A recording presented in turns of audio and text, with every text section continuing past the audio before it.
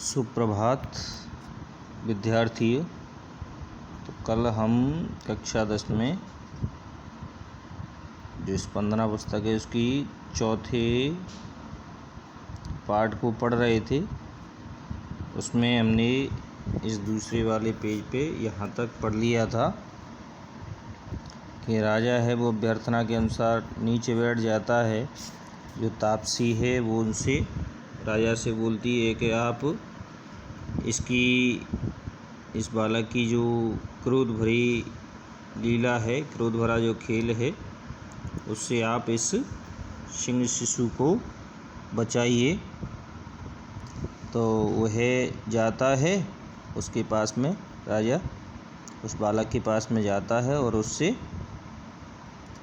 कहता है। तो यहाँ तक हो गया था कि राजा अभ्यर्थना के अनुसार नीचे बैठ जाता है। अब राजा क्या कह रहा है उसको हम देखेंगे यहाँ पर। तो राजा कह रहा है बालकम उपलालयन,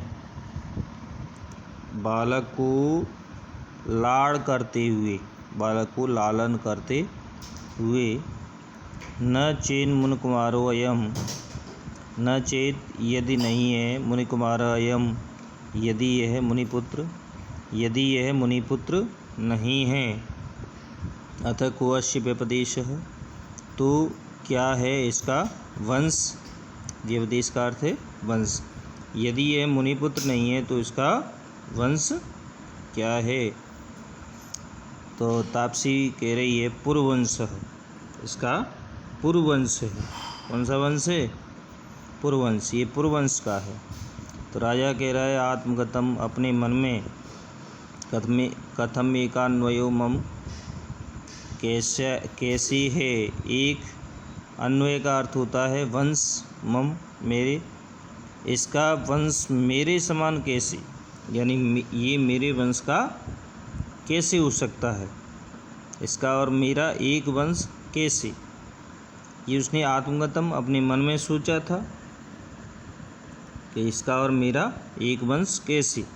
अब वो प्रकाशम सामने कह रहा है उस बालक से, पुनरात्मगत्या मानुषाणाम एष विषय, नहीं स्वयं का विषय है यह, तो मानुषाणाम एष विषय, यह तो मनुष्यों का विषय है, यह स्वयं का नहीं, यह मनुष्यों का विषय है। तो तापसी कह रही यथा भद्रमुखो बढ़ती, जैसा आप अपने श्रीमुख से, अच्छे मुख से बोलते हो, आप जैसा अच्छे मुख से बोलते हो। अप्सरा संबंधे नाश जननी अत्र देवगुरोस तपोवने प्रसूता, अप्सरा के संबंध से इसकी माता ने यहाँ देवगुरु के तपोवन में प्रसूता उत्पन्न हुई थी।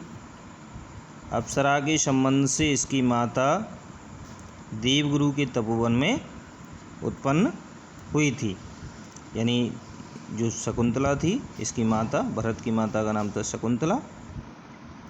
तो वह एक अप्सरा की पुत्री थी। तो अप्सरा के संबंध से इसकी जो माता अर्थात शकुंतला है वो देवगुरु के तपोवन में यहाँ उत्पन्न हुई थी।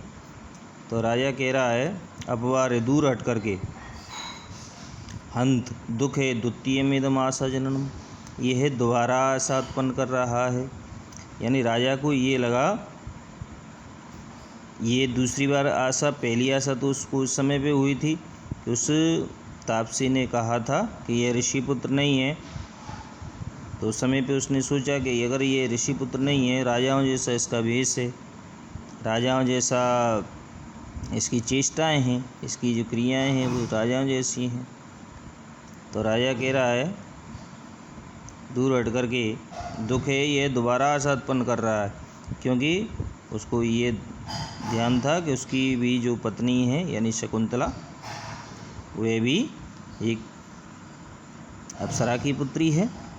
तो उसने सोचा कि कहीं ये मेरा ही पुत्र तो नहीं है, तो ये दोबारा आशा उत्पन्न कर रहा है। तो उसने पूछा अथ सा तत्र भवती किमाख्यस्य राजर्षेः पत्नी, और वह आपकी किस राजा की पत्नी है, यानी और वह आपकी जो सखी है अब उसको और ज़्यादा अधिक जानने की जिज्ञासा हुई, जानने की इच्छा हुई, तो उसने उससे पूछा, राजा ने उस तापसी से, कि वह आपकी जो सखी है वह किमाख्यस राजर्षि पत्नी, कौन से राजा की पत्नी है।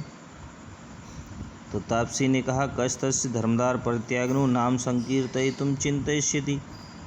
कहतस्य, कौन उस धर्मदार परित्यागिनः, धर्मपत्नी का त्याग करने वाले का नाम संकीर्तयितुं चिंतयिष्यति, नाम कहने की सोचेगा। कौन उस धर्मपत्नी का त्याग करने वाले का नाम बताने की सोचेगा, यानी उस धर्म पत्नी का त्याग करने वाले के नाम के बारे में कौन कहेगा। तो राजा को फिर दोबारा से शंका हुई। तो राजा कह रहा है, स्वगतम, अपने मन में, यम खलु कथा मामेव लक्ष्य करोति, यह निश्चय ही यह कहानी तो मुझको ही लक्ष्य कर रही है, क्योंकि उसको ये ध्यान आ गया कि मैंने ही अपनी पत्नी का परित्याग कर दिया है, तो कहीं ये मेरी ही कहानी तो नहीं है। तो उसको तीसरी बार यहाँ पर फिर दोबारा से शंका हुई कि ये कहीं मेरा ही पुत्र तो नहीं है, पर उसने कहा कि यह कहानी तो मुझको ही लक्ष्य कर रही है। यदि तावत् शिशुर्मात्रं नामतः प्रक्षामि, परंतु मैं तब तक इस शिशु से, इसकी माता को नाम से पूछता हूँ, यानी मैं इस शिशु से इसकी माता का नाम पूछता हूँ।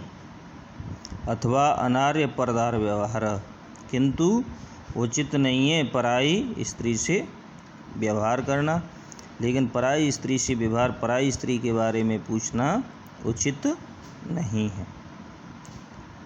तब तक क्या होता है, प्रवेश मृण्मयी रास्ता, प्रवेश करके मिट्टी के मोर को हाथ में लेकर के, तब तक जो पहली वाली स्त्री थी वह मिट्टी के मोर को हाथ में लेकर के प्रवेश करती है।